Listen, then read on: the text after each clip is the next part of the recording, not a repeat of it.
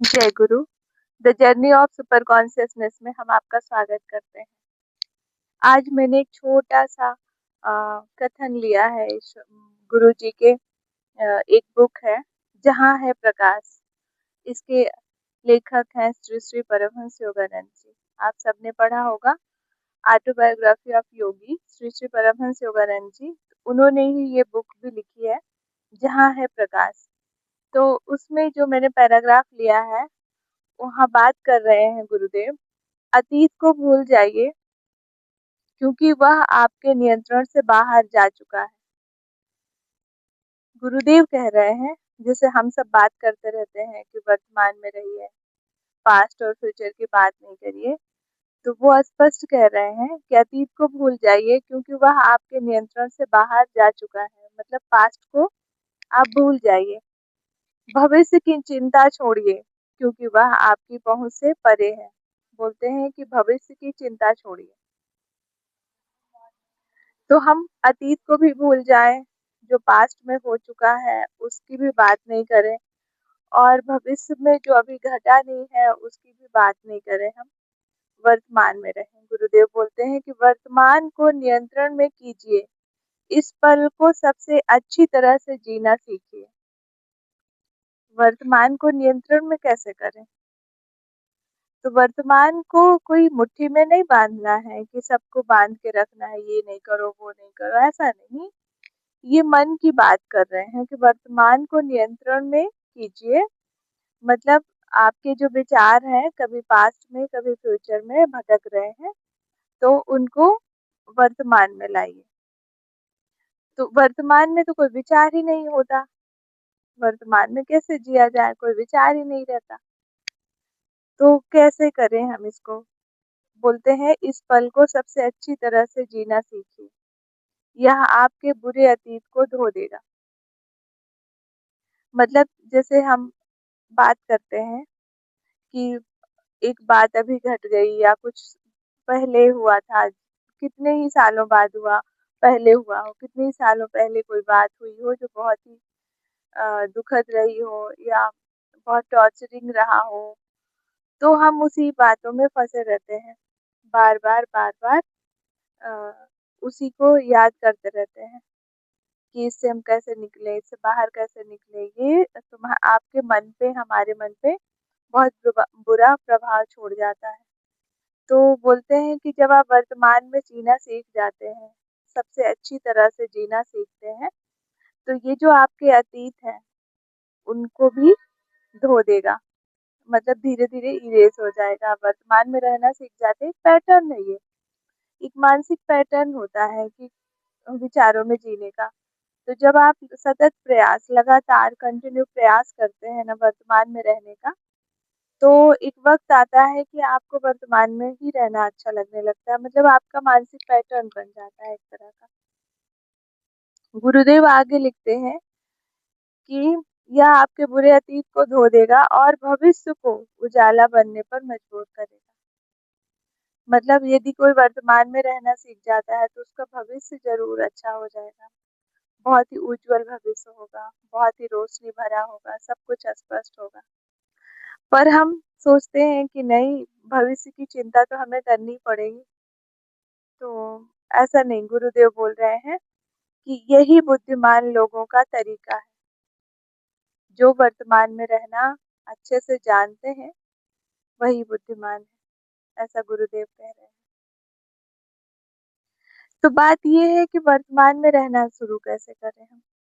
तो जैसे हम लोग एक दूसरे से मिलते हैं, बात करते हैं अपने पास्ट का, कभी फ्यूचर का, कोई बात करते हैं, तो जो लोग आज डिसाइड करते हैं कि मुझे वर्तमान में रहना है, मुझे मुझे सीखना है कि कैसे मैं आज को, वर्तमान को अच्छा बना सकूं, तो ध्यान सीखना चाहिए। मतलब आज जो व्यक्ति डिसाइड कर रहा है मेरी बात सुनकर या कभी भी किसी की भी बात सुनकर डिसाइड किया है, तो वो ना पास्ट का कि ये चीज मेरे साथ हुआ तो मैं इसको कैसे ठीक करूं, ये बात नहीं करे।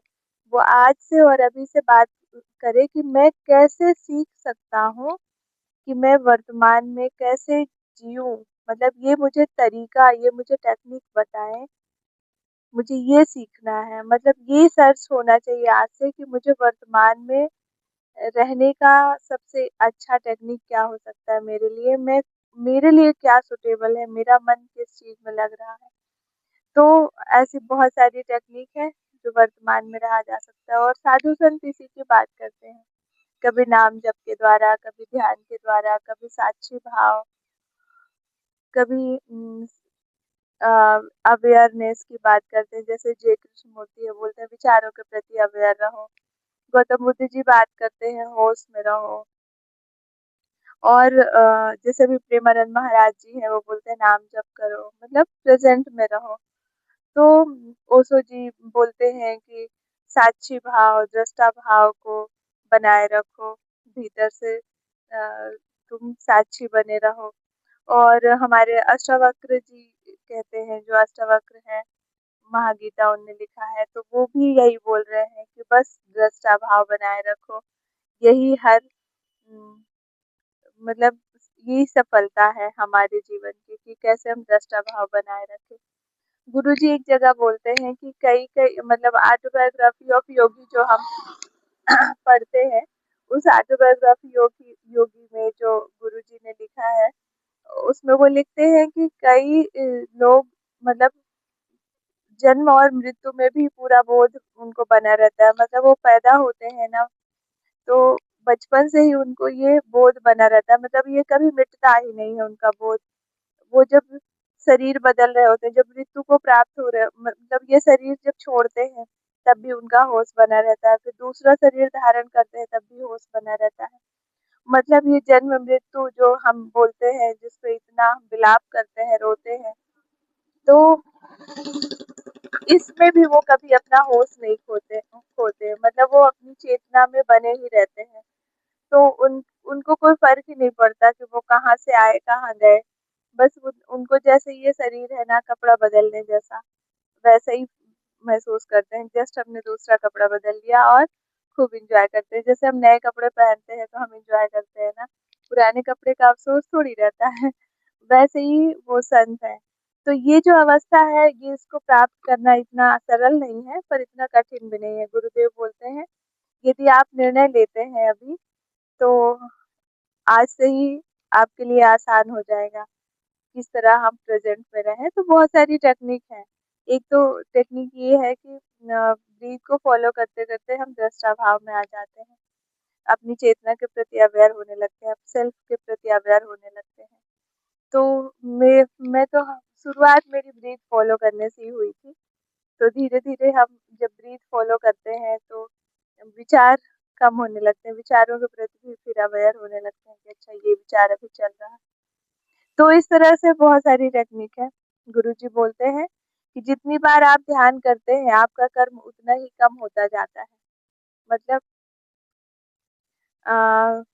गुरुजी की एक बचपन की स्टोरी भी है कि अपने गुरुजी के पास वो रहते हैं, और गुरुजी के पास रह के लगातार सुबह से लेके शाम तक सत्संग चलता है, ध्यान सीखते हैं, बस भगवान की बातें करते हैं।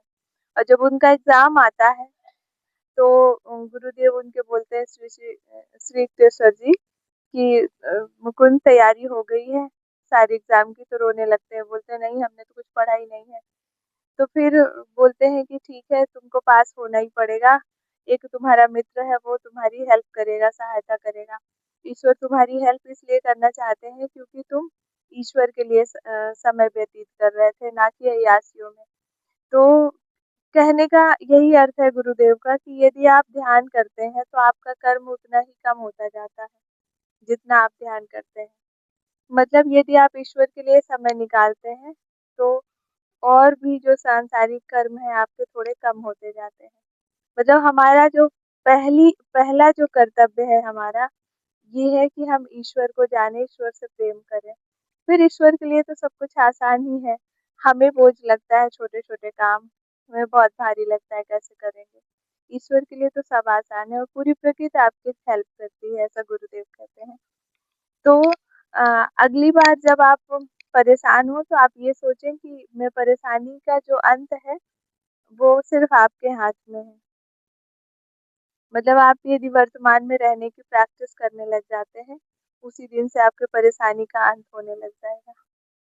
तो चलिए, आज से ही हम वर्तमान में रहना शुरू करते हैं, ध्यान सीखते हैं, ब्रीथ को फ़ॉलो करते हैं, विचारों के प्रति अवेयर होते हैं, दृष्टा भाव, ये सारी चीज़ें एक टेक्निक है, एकदम से नहीं आ जाएगा, धीरे-धीरे प्रैक्टिस करते-करते आएगा। तो प्रयास करते हैं। Thank you. जय गुरु।